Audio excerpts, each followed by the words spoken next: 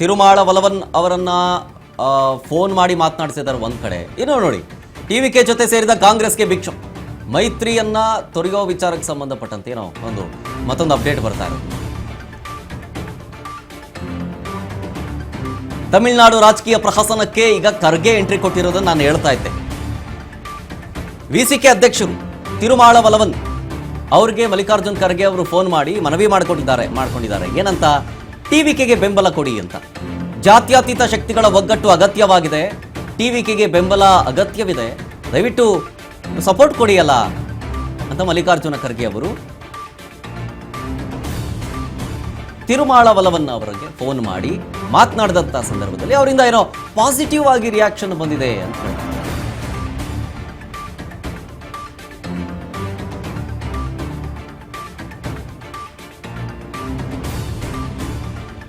ಇನ್ನು ಮತ್ತೊಂದು ಕಡೆ ಲೋಕಸಭೆ ಸ್ಪೀಕರ್ಗೆ ಪತ್ರ ಬರೆದಿರೋದು ಡಿಎಂಕೆ. ಏನಂತ? ಕೈ ನಾಯಕರ ಸಹವಾಸವೇ ಬೇಡ ಅಂತ ಹೇಳ್ತಾ ಇದೆ ಡಿಎಂಕೆ. ನೋಡಿ, ಅವ್ರ ಪಕ್ಕನೂ ಕೂತ್ಕೊಳ್ಳಲ್ಲ ನಾವು ಅಂತ ಹೇಳ್ತಾ ಇದೆ. ಮುನಿಸ್ಕೊಂಡಿರೋದು ದೋಸ್ತಿಗಳ ನಡುವೆ ಬಿರುಕು. ಮೈತ್ರಿ ತೊರೆದ ಕಾಂಗ್ರೆಸ್ ಜೊತೆ ಡಿಎಂಕೆ ಫುಲ್ ಗರಂ ಆಗ್ಬಿಟ್ಟಿದೆ, ಕೋಪ ಮಾಡ್ಕೊಂಡಿದೆ. ಲೋಕಸಭೆಯಲ್ಲಿ ಕೈ ಸಂಸದರ ಪಕ್ಕ ನಾವು ಕೂತ್ಕೊಳ್ಳಲ್ಲ, ಆಸನ ವ್ಯವಸ್ಥೆಯನ್ನ ಬದಲಿಸಿ ಕನಿಮೋಳಿ ಒತ್ತಾಯ ಮಾಡ್ತಾ ಇರೋದು. ಯಾರಿಗೆ? ಲೋಕಸಭೆ ಸ್ಪೀಕರ್ ಓಂ ಬಿರ್ಲಾ ಅವರಿಗೆ ಪತ್ರವನ್ನ ಬರೆದಿರೋದು. ಚಿಕ್ಕ ಮಕ್ಕಳ ತರ ಜಗಳ ಮಾಡ್ಕೊಂಡಾಗ ಅವ್ರ ಪಕ್ಕ ನಾವು ಕೂರಲ್ಲ ಅಂತಾರಲ್ಲ, ಹಂಗೆ ಡಿಎಂಕೆ ಮತ್ತು ಕಾಂಗ್ರೆಸ್ ಎರಡೂ ಕೂಡ ದೋಸ್ತಿಗಳೇ.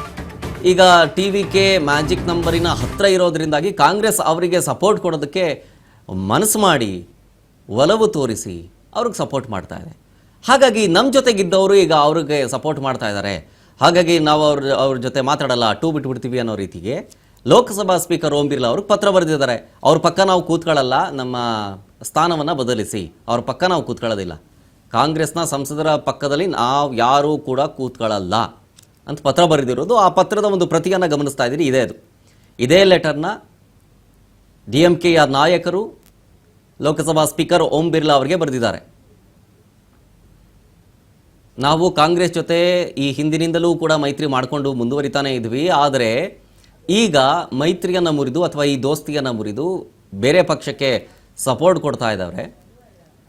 ಸೊ ಹಾಗಾಗಿ ನಾವು ಅವರ ಪಕ್ಕದಲ್ಲೂ ಕೂಡ ಕೂತ್ಕೊಳ್ಳೋದಕ್ಕೆ ನಾವು ಇಷ್ಟಪಡೋದಿಲ್ಲ, ನಾವು ಮಾತಾಡ್ಸಲ್ಲ, ನಾವು ನೋಡಲ್ಲ, ಅವ್ರ ಪಕ್ಕ ಕೂತ್ಕೊಳ್ಳಲ್ಲ ಅಂತೇಳಿ ಚೇರ್ನ ಚೇಂಜ್ ಮಾಡಿಕೊಡಿ, ಅವ್ರ ಪಕ್ಕ ಇರೋ ನಮ್ಮ ಸೀಟ್ಗಳನ್ನು ಬದಲು ಮಾಡಿಕೊಡಿ, ಬೇರೆ ಜಾಗಕ್ಕೆ ಹಾಕ್ಕೊಡಿ ಅಂತ ಒಂದು ಪತ್ರ ಬರೆದಿದ್ದಾರೆ. ಇದು ಡಿಎಂಕೆಯ ನಡೆ. ಮತ್ತೊಂದು ಕಡೆ ಟಿವಿಕೆ ಪಕ್ಷ ಪ್ರೂವ್ ಮಾಡ್ಕೊಳ್ಬೇಕು, ಮ್ಯಾಜಿಕ್ ನಂಬರನ್ನು ದಾಟಿಸಿ ಬಹುಮತ ಸಾಬೀತುಪಡಿಸ್ಕೊಳ್ಬೇಕು ಅಂತ ಹೇಳಿ ಒದ್ದಾಡ್ತಿದ್ದಾರೆ. ಜೊತೆಗೆ ಮೇಲಿಂದ ಮೇಲೆ ವಿಜಯ್ ಅವರ ನಿವಾಸಕ್ಕೆ ಯಾರ್ಯಾರೋ ಬರ್ತಾ ಇದ್ದಾರೆ, ಗೊತ್ತಿಲ್ಲ ಯಾರ್ಯಾರು ಬರ್ತಿದ್ದಾರೆ ಅಂತ.